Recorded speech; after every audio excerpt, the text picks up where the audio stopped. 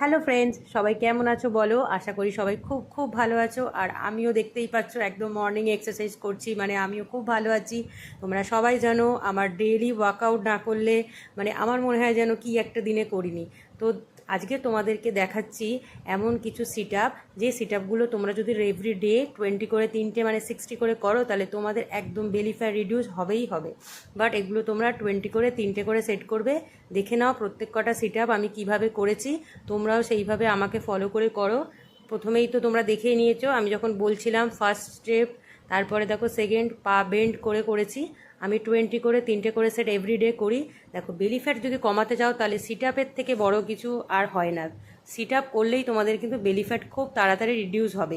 তার সাথে তো অবশ্যই আছে ফুল বডি ওয়ার্কআউট, কেননা ফুল বডি যদি ওয়ার্কআউট না করো, শুধু সিট আপ করলে কিন্তু বেলি ফ্যাট কমবে না। তখন আবার বলবে যে শুধু সিট আপ করলে বেলি ফ্যাট কমছে না কেন? তার কারণ হচ্ছে কি যে দেখো, ফুল বডি আমাদের ওয়ার্কআউট করাটা খুব দরকার।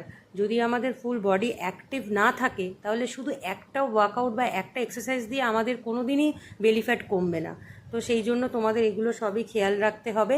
আর দেখো, আমি কথা বলার সাথে সাথে তোমরা কিন্তু, আমি অনেকগুলো সিট আপ তোমাদেরকে দেখিয়েছি, সেইগুলো তোমরা বাড়িতে ডেইলি প্র্যাকটিস করো।